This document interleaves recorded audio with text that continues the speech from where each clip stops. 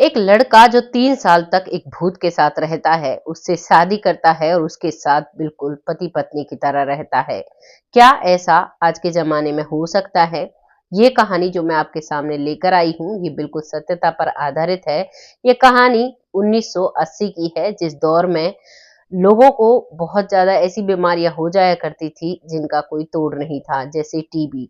ये जो लड़का होता है, इसके माता-पिता इस दुनिया में नहीं रहते हैं, क्योंकि माँ का देहांत पहले ही हो चुका था और जो इसका पिता है, उनको टीबी जैसी भयानक बीमारी थी और उस दौर में इस बीमारी का खासा इलाज नहीं हुआ करता था और इसी वजह से वो भी कुछ दिनों में इस दुनिया से चले जाते हैं। आइए जानते हैं कैसे एक लड़के को 3 साल तक, जो बहुत ही पढ़ा लिखा था, पोस्टमैन की जॉब थी जिसके पास, और उसे ये एहसास तक नहीं होता है कि जो उसके साथ रह रही है वो एक इंसान नहीं, वो कोई भूत है। नमस्कार, मैं महक चौधरी आज आपके सामने जो कहानी लेकर आई हूँ, ये कहानी शुरू होती है उत्तर प्रदेश के एक जगह से, जहां पर एक परिवार था पहले तो, और परिवार में एक लड़का होता है, जो लड़का पढ़ने में बहुत अच्छा ध्यान दिया करता है। किसी परेशानी से उसकी माँ का देहांत हो जाता है और अब धीरे धीरे वक्त निकलता है। घर में सिर्फ पिता होता है। पिता को भी टीबी जैसी भयानक बीमारी लग चुकी थी। उस समय में टीबी का अच्छा इलाज नहीं था। अब तो बहुत अच्छा समय चल रहा है। किसी को टीबी या बहुत सारी बीमारियां होती हैं, उन सभी का इलाज होता है। अगर किसी के पास पैसे होते हैं और वो प्रॉपर दवाई लेता है, तो हर बीमारी से वो निपट जाता है, हर बीमारी से वो दूर हो जाता है। अब यही सिलसिला चल रहा था। धीरे धीरे वक्त निकलता है और एक दिन उस लड़के, जिसका नाम होता है हरकेश, हरकेश के पिता का देहांत हो जाता है और अब हरकेश अकेला रह जाता है। हरकेश इस दुख से उभरता है और वो अपनी पढ़ाई की तरफ पूरा फोकस लगाता है। बहुत अच्छे से पढ़ाई लिखाई करता है और मन ही मन ये सोचता है कि जो जीवन मेरे माता पिता ने बिताया है, मैं वो जीवन नहीं बिताऊंगा, मैं एक सरकारी नौकरी पाकर रहूंगा। और इसी मनसा से बहुत मेहनत करता है, पढ़ाई करता है और एक दिन वो पोस्टमैन का फॉर्म भरता है और उसमें वो उसकी नौकरी लग जाती है। जब उसकी नौकरी लगती है तो उसकी जो पोस्टिंग होती है, वो एक गांव में होती है, अपने गांव से काफी दूर। यूपी में ही एक गांव है जहां पर उसकी पोस्टिंग होती है। वहां पर वो अपनी नौकरी करने लगता है। उसके पास एक साइकिल होती है। उस दौर में साइकिल बहुत बड़ी बात हो जाया करती थी। जब भी साइकिल वो लेकर निकलता और जहां भी किसी दरवाजे के आगे घंटी बजाता, तो लोग बड़े चाव से अपनी चिट्ठी लेने के लिए आया करते। ऐसे ही जीवन निकल रहा था। बहुत अच्छे से वो अपनी काम को ध्यान दे रहा था और एक दिन जब वो अपनी चिट्ठियां बांटकर अपने घर की तरफ जा रहा था, तो एक सुनसान रास्ता पड़ता है। वहीं पर उसे एक लड़की की डेड बॉडी मिलती है। जो लड़की के कपड़े अस्त व्यस्त थे और उसका चेहरा पूरी तरह से बिगड़ा हुआ था। वो तुरंत पुलिस के पास जाता है और उस लड़की की डेड बॉडी को पुलिस के हवाले करता है। गांव में ये बात फैलती है तो गांव वाले बहुत हैरान होते हैं कि ऐसा किसके साथ किसने क्या कर दिया, और वो बहुत परेशान हो जाते हैं। इधर पुलिस अपनी तहकीकात करने लगती है और कहने लगती है कि हरकेश जी, आपको बराबर यहाँ पुलिस स्टेशन में आना पड़ेगा और बताना पड़ेगा आपने क्या क्या देखा। हरकेश अपनी ड्यूटी को भी बहुत अच्छे से करता है और वो पुलिस स्टेशन भी जब भी पुलिस बुलाती तभी जाया करता और सारी चीजें बताया करता। अब इसका केस चल जाता है। पुलिस का जो जो लड़की है, उसके माता पिता केस करते हैं। दरअसल जो लड़की थी, वो एक लड़के से प्रेम करती थी और उस लड़के ने उसे प्रेम में फंसाकर उसके साथ गलत किया और गलत करने के बाद उसका चेहरा पूरी तरीके से बिगाड़ दिया और उसे सुनसान जगह पर डाल दिया था। माता पिता ने केस किया था, केस चल रहा था और तारीख पे तारीख चलती जा रही थी। इसी समय को लगभग 1.5 से 2 महीने होते हैं। उसके बाद वो एक गांव में एक घर था जो कि खंडर पड़ा हुआ था, जिसमें कोई भी नहीं रहता था। उस घर की तरफ वो अक्सर देखा करता था। गांव वालों से पूछता है कि इस घर में कोई रहता नहीं का, क्योंकि वो गांव जो था, उस गांव से वो घर थोड़ी दूरी पर था। यानी उस घर के आसपास काफी जंगल था और वहां पर वो घर बना हुआ था। गांव वाले कहते हैं कि इस परिवार में जो लड़की थी, उसका तो वो मर चुकी है और माता पिता कहीं और जाकर रहने लगे हैं। अभी तक हरकेश को ये नहीं पता था कि जिस लड़की के केस के बारे में वो गवाही देने जाता है, तारीख पर जाता है, वो इस लड़की का घर ही है। जब एक दिन वो चिट्ठियां बांट कर आ रहा था, तो वहां पर एक बहुत ही सुंदर सी लड़की उस घर को संवार रही थी, वहां पर काम कर रही थी। अब हरकेश चलने लगता है, लेकिन वो लड़की उसके पीछे चलने लगती है।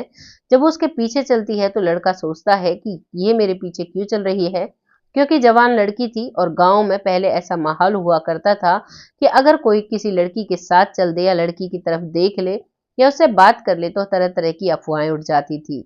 हरकेश जो था उसकी सोच बहुत अच्छी थी और वो चलने लगता है तभी वो लड़की पीछे से आवाज लगाती है और कहती है कि डाकिया बाबू, क्या मेरे नाम का कोई लेटर आया है, कोई पत्र आया है? तो वो कहता है कि नहीं, आपके नाम का कोई पत्र नहीं आया है। लेकिन जब पहली नजर में हरकेश ने उसे देखा था तो हरकेश मन ही मन उसे चाहने लगा था, लेकिन वो वहां पर ड्यूटी करने के लिए गया था तो इसीलिए वो उस लड़की की तरफ नहीं देखता है। अब रोज वो वहां से निकलता तो रोज उस लड़की को देखा करता। धीरे धीरे वक्त निकलता है, वो लड़की भी एक एक दिन छोड़ दूसरे दिन उससे पूछ लिया करती, क्या मेरे नाम का कोई लेटर आया है या नहीं आया है। यही सिलसिला चल रहा था। उन दोनों में बात होने लगती है क्योंकि घर गांव से दूर था तो वहां पर ज्यादातर लोगों का आना जाना नहीं था। अब जब उससे बात करता है तो वो लड़की भी उससे बात करने लगती है और कहती है कि आप यहाँ पे क्या करते हो, आपका परिवार कहाँ है? तो वो बताता है कि मेरा कोई परिवार नहीं है, मेरी यहाँ पर नौकरी लगी है, मैं अपनी नौकरी करता हूँ। लेकिन तुम बताओ, यहाँ पर तो कोई भी रहता नहीं था, तुम कहाँ से आई हो? तो वो बताती है कि मैं अपने मामा के यहाँ पर रहती थी और अब मैं यहाँ पर आई हूँ क्योंकि अब मेरा मन वहां पर नहीं लगता है और मैं अपने घर में ही रहती हूँ। और तुम ये बात गांव वालों को भी मत बताना क्योंकि गांव वालों की नजर मुझ पर पड़ जाएगी तो आज का समय बुरा है, कभी कोई मुझे गलत नजर से देखे तो मैं बची रहती हूँ, इसीलिए मैं इस घर में रहती हूँ। नहीं तो मैं गांव में भी जाकर रह सकती थी, क्योंकि मेरा कोई भी नहीं है और मुझे अकेले जीवन काटना है, इसीलिए मैं इस सुनसान घर में रहती हूँ। अब यही दोनों में बातें होती हैं। धीरे धीरे वक्त निकलता है तो करीबन 1 साल उन्हें हो जाता है। जब 1 साल होता है तो अब हरकेश हिम्मत जुटाता है और हरकेश कहता है कि तुम कितनी अच्छी हो, मुझे तुमसे प्यार हो गया है। इस बात पर वो जो लड़की होती है वो हंसने लगती है और कहती है कि तुम्हें मुझसे प्यार हो गया, तुम तो मेरा नाम भी नहीं जानते, ना तुमने आज तक पूछा है। तभी हरकेश कहता है कि इसमें कौन सी बड़ी बात है, तुम मुझे पसंद हो और तुम मुझे नाम भी बता दो, तुम्हारा नाम क्या है? तो वो बताती है कि मेरा नाम सरोज है। और अब वो उससे खूब बातें करने लगता है और सरोज भी कहती है कि मैं भी आपसे बहुत प्यार करने लगी हूँ क्योंकि मैंने आप जैसा इंसान आज तक नहीं देखा। अब दोनों में प्यार भरी बातें होती हैं। तभी हरकेश कहता है कि मैं तुमसे प्यार तो करता हूँ लेकिन हम लोग बहुत जल्द शादी करेंगे और शादी के बाद हम बिल्कुल वैसे रहेंगे, तब तक मैं तुम्हें हाथ भी नहीं लगाऊंगा। सरोज भी मुस्कुराकर हाँ कहती है और सिलसिला चलता रहता है। अब सरोज का जो केस चला हुआ था उसे उसके लिए वो याद दिलाती है, कहती है कि आपको तारीख पर नहीं जाना, आप किसी केस के सिलसिले में जाया करते हो, आज तो मुझे लगता है शायद उसकी तारीख है। तो हरकेश कहता है कि हाँ, मुझे याद है, मुझे उसमें जाना है क्योंकि मुझे उस लड़की को इंसाफ दिलाना है। अब वो कोर्ट में जाता है, उस दिन उसकी गवाही थी और वो वहां पर अपनी गवाही दे देता है। वो बताता है कि सबसे पहले मैंने ही इस डेड बॉडी को देखा था और इसके कपड़े अस्त व्यस्त थे, चेहरा बुरी तरीके से बिगड़ा हुआ था।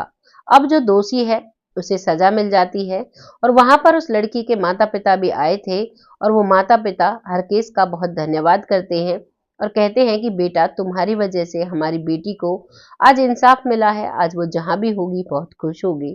तभी हरकेश कहता है कि माँ जी, आप चिंता मत करिए, आपकी बेटी जहां भी है, भले ही वो इस दुनिया में नहीं है, पर जहां भी है अब वो खुश रहेगी, उसे इंसाफ मिल चुका है। इसी बात को कहते कहते माँ की आंखों से आंसू आ जाते हैं और माँ जो तस्वीर हाथ में ले रखी थी उस तस्वीर को लेकर चूमने लगती है और कहने लगती है कि बेटा, तुम्हें इंसाफ मिल गया है। अब जैसे ही वो माँ उस तस्वीर को देखती है तो हरकेश की नजर भी उस तस्वीर पर पड़ जाती है। वो उस तस्वीर को देखकर हैरान हो जाता है, बहुत परेशान हो जाता है और कहता है कि माँ जी, ये किसकी तस्वीर है? तो वो कहती है कि बेटा, ये मेरी बेटी है, जिसको तुमने न्याय दिलाया है वही है ये, इसके साथ ही ये गलत हुआ था। हरकेश बहुत असमंजस में पड़ जाता है और अब वो कहने लगता है कि माँ जी, आपको कोई वहम हुआ है, आपकी बेटी जीवित है और वो उस गांव में रहती है, उस घर में रहती है। लेकिन उसकी माँ कहती है कि बेटा, ऊपर के गए हुए कभी वापस नहीं आते हैं और वो हरकेश की बात को अनसुना कर देती है। वहां से उसके माता पिता चले जाते हैं और हरकेश अपनी साइकिल लेकर वापस घर की तरफ आता है। वो घर आकर देखता है तो सरोज आंगन में ही खड़ी हुई थी, इंतजार कर रही थी हरकेश का, जैसे ही हरकेश उसे देखता है तो हरकेश बताता है कि सरोज, आज जिस लड़की को मैंने न्याय दिलाया है उसके माता पिता भी कोर्ट में आए थे और उनके हाथ में तुम्हारी तस्वीर थी। जैसे ही हरकेश ये बात कहता है अब सरोज की आंखों में आंसू आ जाते हैं। सरोज कहती है वो मेरे माता पिता थे और मैं ही वो लड़की हूँ जिसके साथ तुम पिछले 1 डेढ़ साल से रह रहे हो। इस बात को सुनकर हरकिस कहता है, क्या ऐसा हो सकता है? तुम तो जब इस दुनिया में ही नहीं तो मेरे साथ रहती हो, मैं तुम्हें देखता हूँ, हम दोनों पति पत्नी की तरह बिल्कुल रहते हैं। ऐसा क्या हुआ था? दरअसल हरकेश ने और सरोज ने शादी कर ली थी। अग्नि को साक्षी मानकर दोनों ही ने ही उस घर में शादी कर ली थी और वो पति पत्नी की तरह रहा करते थे। जब वो उस घर में रहता है तो गांव वाले भी उसे देखते हैं और आपस में बातें करते हैं कि ये हरकेश जो डाकिया है इसको क्या हुआ है, ये तो बार बार उस खंडर घर में जाता है और ज्यादातर समय इसका उसी खंडर घर में बीतता है। ये अपने घर में तो जाता ही नहीं, क्योंकि वो जब कभी भी अपने घर में जाता तो सरोज उसके साथ जाया करती, पर ज्यादातर समय उस खंडर घर में ही वो बिताया करता। सरोज के यहाँ पर 2 घर थे और बहुत वो खुशी खुशी रहती है। सरोज उसे बताती है कि वाकई में मैं इस दुनिया में नहीं रहती, हमने शादी भी की है और अगर मेरा बस चले तो मैं जीवन भर आपके साथ रहूं। मैं यही चाहती हूँ भगवान से, लेकिन ऐसा हो नहीं सकता। अब ये बात जब हरकेश को सारी पता चल जाती है तो हरकेश बहुत परेशान होता है और वो सोचने लगता है कि ऐसा कैसे हुआ, मुझे ही ये सब कुछ ऐसा क्यों लग रहा है कि सब कुछ हकीकत है, लेकिन सरोज जो कहती है उसकी बात भी सच है, क्योंकि वो सरोज को ही न्याय दिलाकर आया था। अब वो दोनों बैठकर खूब बातें करते हैं और दोनों कहते हैं कि हमें एक दूसरे के साथ रहना है और अब वो खुशी खुशी एक दूसरे के साथ रहने लगते हैं। लगातार 2 साल तक वो एक दूसरे के साथ रहते हैं, लेकिन धीरे धीरे अब जो हरकेश है वो कमजोर होने लगा था। ऐसा लगता था कि मानो किसी दिन वो इस दुनिया से चला जाएगा। इस चीज को जब वो सरोज देखती है तो सरोज एक बहुत बड़ा फैसला लेती है। वो कहती है कि हरकेश, मैंने और तुमने बहुत समय साथ बिताया है, अब मुझे जाना होगा। तुम मेरा पिंडदान करो और मेरी अंतिम क्रिया करवाओ, जिससे कि मैं आराम से यहाँ से जा सकूं, क्योंकि अब मेरा और तुम्हारा सिर्फ इतना ही साथ था और मैं यहीं तक तुम्हारे साथ हूँ। हरकेश को वो पंडित का नाम बताती है। हरकेश उस पंडित को बुलाता है और वो पिंडदान करने की प्रक्रिया को पूरा ही कर रहा था, लेकिन हरकेश रोने लगता है। जब हरकेश की आंखों में सरोज आंसू देखती है तो सरोज भी रोने लगती है और उसे समझाती है और उसे बताती है कि मैं यहाँ पर तुम्हारे साथ हमेशा नहीं रह सकती, मेरा और तुम्हारा साथ इतना ही था, तुम परेशान मत हो, लेकिन तुम्हारे साथ जो वक्त मैंने बिताया है ये मेरे जीवन का सबसे अच्छा वक्त रहा था, क्योंकि जीते जी मैंने ऐसा वक्त किसी के साथ नहीं बिताया, लेकिन मरने के सही बाद ही सही, लेकिन जो भी वक्त हमारा तुम्हारे साथ गुजरा है वो बहुत अच्छा रहा मेरे लिए। वो उसे समझाती है और अब हरकेश उसका पिंडदान करने लगता है।